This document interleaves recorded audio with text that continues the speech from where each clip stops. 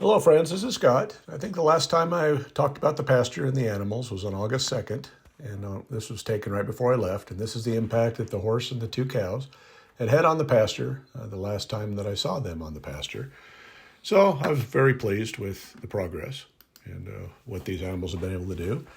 And then on August 7th, when I went back down, and the animals had been moved and for a couple days, and so I'm just taking a walk here. And you can see they did a really great job with this pasture. But you can also see there's some tall weeds there that they didn't touch. So that's the kind of the downfall of having the large animals. They're a little picky. If they were sheep or goats, they probably would have eaten most everything. So they say that sheep eat 80% grass, 20% brush, and goats are the opposite. They eat 20% grass, 80% brush. So still debating on what kind of animal I want to put on here eventually of my own. But I'm thankful for the neighbor because I wasn't ready for large animals this year, and he helped me out a lot, probably to his own detriment. As you see, his pasture is still very tall and overgrown. But there's the horse and the cows. They're on the other side of his field, and they're enjoying the nice tall grass. But there's also some really green grass, and we want to make sure they don't bloat. So I want to take a closer look at the true impact. Again, I wanted these animals to eat the grass down, but I also wanted their fertilizer. So let's take a look and see how much fertilizer did they actually give me in this pasture. Again, they really did eat it down pretty well. They didn't go all the way to the ground, but they left nice patties everywhere. And again, they have their favorite spots. The water was down in this corner. But my tree cages worked well. No damage to the trees because of that. As you'll see here in a minute, my maple tree is a lot worse for wear, and I may not survive. So we'll take a look at that. But as you see back here, they like the shade, and in the shade, they like to poop. So we have lots of piles of fertilizer here. And again, I'm very grateful to have this, but you just can't just leave piles. You need to break them up and spread them around a little bit so that the fertility actually goes more than just one spot. So as you see, the neighbor, worse for wear, my pasture looking much better. There's the maple tree with all the grass growing up into that wire, but you can see all the brown on top. Again, I think it was a water issue, and I thought we'd watered the heck out of this tree, and I thought that it was doing fine and it was all good, and then it wasn't. So I was able to water it, and I thought I rehydrated some of the leaves, but leaves don't recover. They just turn brown. So we'll have to wait till next year to figure that out, if it's still alive probably. But we also have gophers, and once the grass is cut down, you see that the gophers are still active. So they may have had something to do with the demise of that tree also, eating the roots. So we'll see. But overall, very thankful for the neighbor. The animals did a great job. Mr. Lincoln loves it that he can get back into the pasture now, and it's safe because the cows are gone. And they had a couple close-ups on the fence line. I'm glad that he wasn't alone with the cows, because I don't think that would have went too well. But I'm looking at this pasture, and I'm trying to think of what I'm going to do to make this look even better. I kind of like the way it looked last fall. And I don't like it that there's some weeds still sticking up. And I really hate weed eating. That's my worst thing.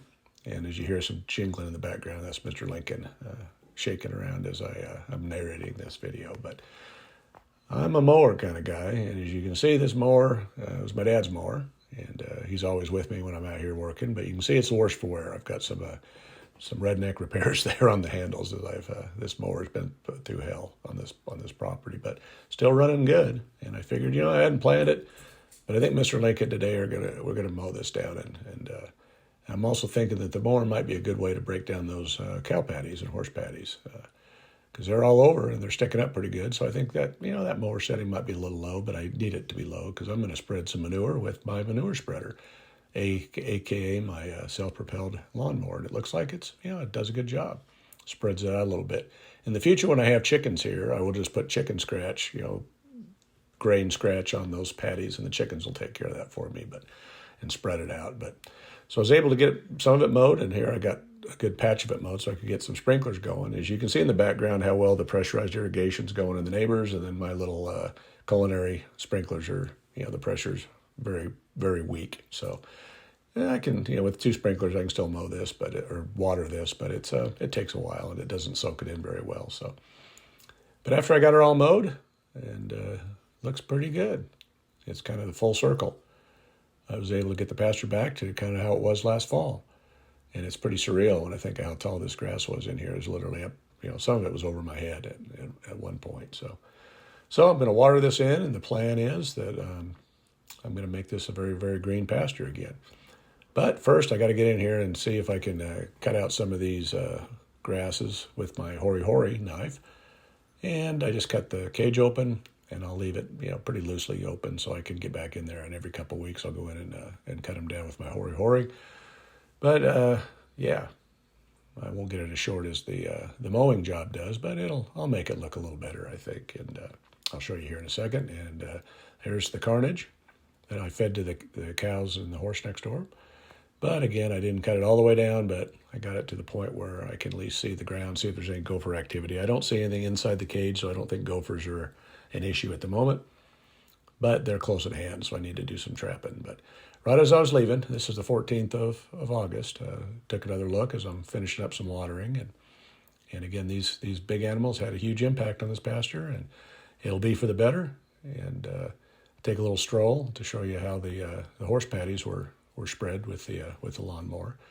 And I'm going to bring my lawnmower back to Salt Lake. I got to do a lot of maintenance on it. I've got to sharpen the blade after all this and clean the air filters, because this was a dusty job, and it was making some weird noises. So, mower's holding up, but it's a little worse for wear. But as you can see, the trees are looking a little better. That one, that's the alley elm, and that one's going to be fine. But yeah, got lots of fertility. I still got to do a little spreading of the manure, but overall, I'm pretty happy with the look of this, and it's kind of full circle. This is kind of how it looked last fall, and again, the animals were a big help, because I would have had to been out here with a weed eater or a brush mower, and it just would have been a nightmare. So I think small animals are going to be the ticket, because they'll take longer. I think these big animals went through this pasture in like 3 weeks total, and that's after they were all on there.